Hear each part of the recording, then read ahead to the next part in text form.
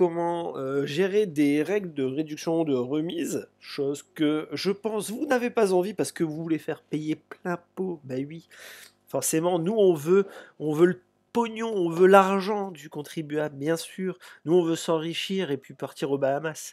Mais bon, de temps en temps, il faut savoir faire preuve de générosité. Donc du coup, on va devoir aborder les remises. Donc les remises, pour l'instant, ici, j'en ai aucune.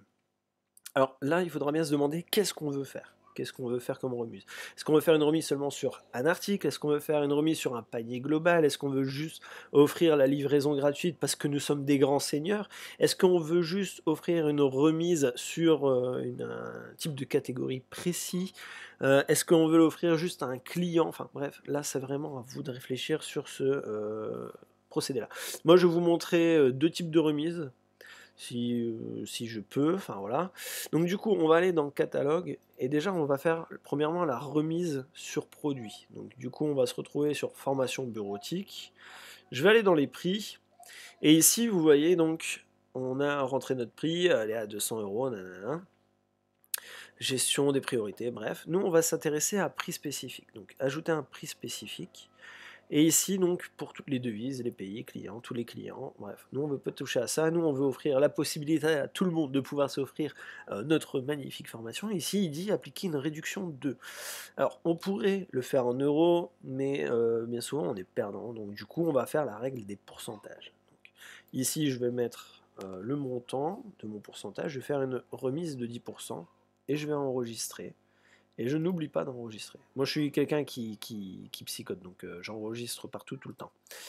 Je retourne sur ma boutique, et ici, vous voyez, j'ai 10% de remise qui s'est effectuée sur ma vente de bureautique. Je viens de perdre, que je dis pas de bêtises, 24 euros de mon argent, donc je ne pourrais pas m'acheter un Big Mac supplémentaire dans mon menu McDonald's. Ce n'est pas bien grave, je ferai avec. Je pleurerai un tout petit peu. Donc, bien sûr, celle-là, vous pouvez l'enlever à tout moment. Hop, il suffit de cliquer sur la corbeille. Et si on revient, alors normalement, je crois que ça fait des enregistrements automatiques. Voilà, je me suis fourvoyé et je n'oublie pas d'enregistrer. Et donc, du coup, maintenant, voilà. Revenons à notre prix normal, ça y est, mon cœur ne s'est plus arraché. Sinon, il y a un autre type de remise. On va appeler ça la remise panier, et on va aller toujours dans les catalogues, vu que c'est dans de la vente, et on va aller dans les réductions. Vous voyez, ici on a règle panier, règle de prix catalogue. Je vous invente rien, hein, il suffit de lire.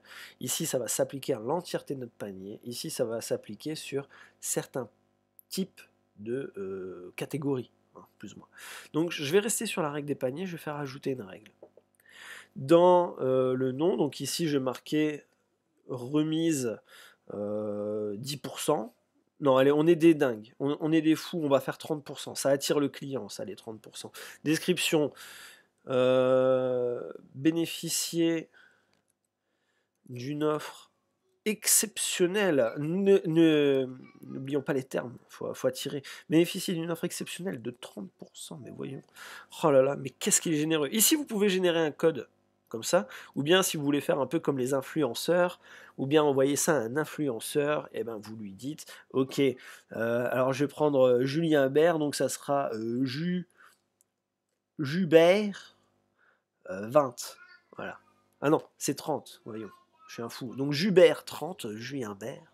On peut mettre en avant. Alors, je vais vous montrer ce que ça va donner en mettant en avant et en ne mettant pas en avant. Donc priorité 1, état 8. Je vais pour l'instant ne pas mettre en avant, d'accord? Et je ne vais pas oublier de copier ça. Là, c'est pas parce que j'ai fait ça que ma réduction est conforme. D'accord? Donc du coup, je vais aller dans conditions. On peut limiter à un seul client. Si on a une base client, on pourrait très bien sélectionner son nom et l'accorder. On peut accorder sur un montant minimum. Donc il faudrait obligatoirement qu'ils aient, par exemple, dépensé 7000 boules pour pouvoir avoir une petite réduction de 30%. Quantité totale disponible, moi j'aime bien laisser à 1. Hein. C'est toujours agréable, hein, comme ça au moins voilà, les gens n'abusent pas. Action, donc vous pouvez décider d'offrir la livraison gratuite, donc je ne vais pas revenir dessus, moi je vais continuer sur mon cas où je vais offrir 30%, et là je vais faire pourcentage, et ici je vais marquer 30%. Ne s'applique pas aux frais de port, vous voyez, donc la commande hors truc, exclure les produits en promotion, donc voilà, vous pouvez toujours rajouter des conditions supplémentaires. Et là, je vais enregistrer. Et ici, donc, ça aura aucun impact. Mais, maintenant, si je vais prendre ceci, que je vais l'ajouter au panier, voilà, je vais commander. Il y a 5 articles dans mon panier, je vais enlever quand même un petit peu d'articles. Ou bien, voilà, je vais rester ici, je vais prendre 5 formations, et ici il me dit, est-ce que vous avez un code promo? Ben moi, en l'occurrence, j'en ai un. Et vous voyez, j'ai pas de proposition ici. J'ai un code promo, je mets Jubert30, ajouter, et vous voyez, j'ai moins 30% de remise sur mes 5 formations. Je vais supprimer la remise. Maintenant, je vais revenir un peu en arrière. Je vais retourner sur ma règle de panier et je vais dire mettre en avant. On va voir un peu la différence que ça aura. Je retourne sur mon panier, j'actualise mon panier. Et ici, est-ce que vous avez un code promo? Sinon, vous n'en avez pas. Vous pouvez très bien profiter de notre offre exclusive, Jubert30.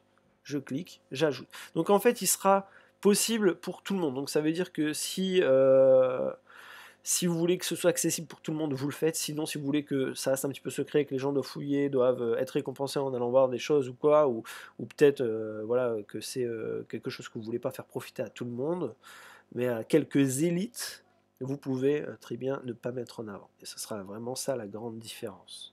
Je reviendrai sur une autre vidéo parce que là, ça risque d'être un petit peu trop long pour faire la règle de prix catalogue et on essaiera de voir un petit peu plus en détail quelle est la différence. Mais vous allez voir que c'est sensiblement pareil.